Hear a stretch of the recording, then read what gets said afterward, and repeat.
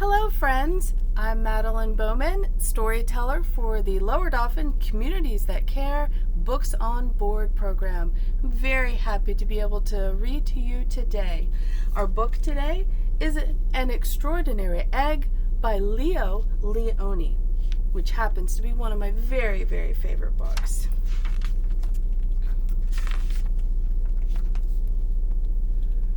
On Pebble Island, there lived 3 frogs, Madeleine, August, and one who was always somewhere else. That one's name was Jessica. Jessica was full of wonder. She would go on long walks way to the other side of Pebble Island and returned at the end of the day shouting, "Look what I found!" And even if it was nothing but an ordinary little pebble, she would say, "Isn't it extraordinary?" But Madeleine and August were never impressed. One day, in a mound of stones, she found one that stood out from all the others. It was perfect, white like the snow and round like the full moon on a midsummer night. Even though it was almost as big as she was, Jessica decided to bring it home.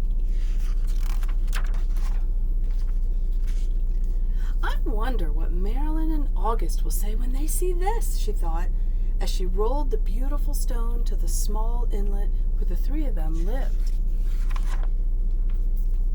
"Look what I found!" she shouted triumphantly. "A huge pebble!"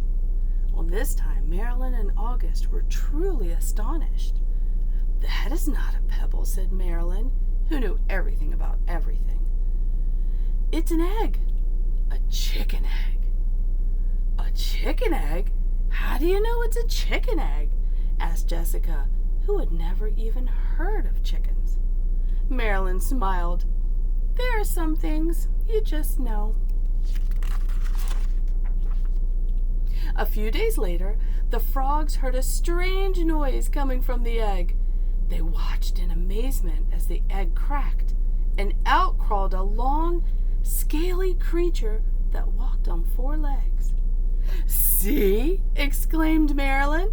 "I was right. It is a chicken." "A chicken!" they all shouted. Well, the chicken took a deep breath, grunted, gave each of the astonished frogs a look, and said in a small, raspy voice, "Where is the water?" "Straight ahead," the frogs cried out excitedly.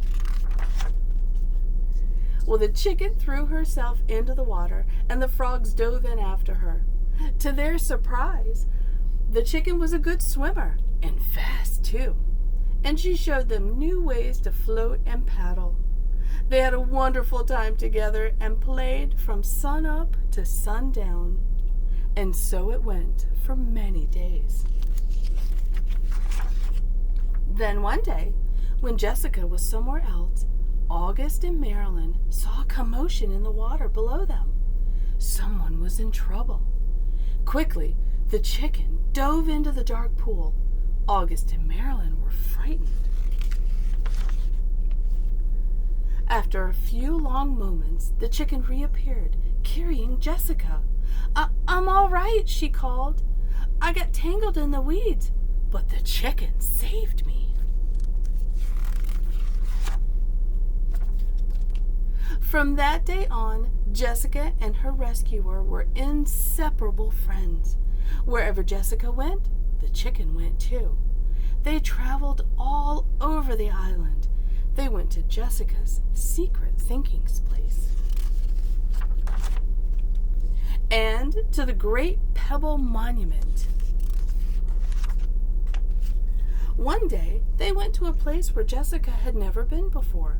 A red and blue bird flew down from a tree. "Oh, there you are!" it exclaimed when it saw the chicken. "Your mother has been looking all over for you. Come, I'll take you to her." They followed the bird for a very long time. They walked and they walked. They walked under the warm sun and the cool moon, and then they came upon the most extraordinary creature they had ever seen. It was asleep, but when it heard the little chicken shout, "Mother!" it slowly opened one eye, smiled an enormous smile, and in a voice as gentle as the whispering grass said, "Come here, my sweet little alligator." And the chicken climbed happily onto her mother's nose. "Now it's time for me to go," said Jessica. "I'll miss you very much, little chicken. Come visit us soon, and bring your mother, too." Jessica couldn't wait to tell Madeleine and August what had happened. As she neared the inlet, she shouted, "Guess what I found?" And she told them all about it.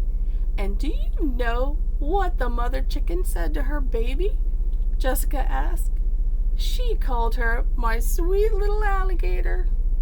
"Alligator," said Madeleine. "What a silly thing to say." And the three frogs couldn't stop laughing. The end. Thank you for listening, and I will see you next time. Take care.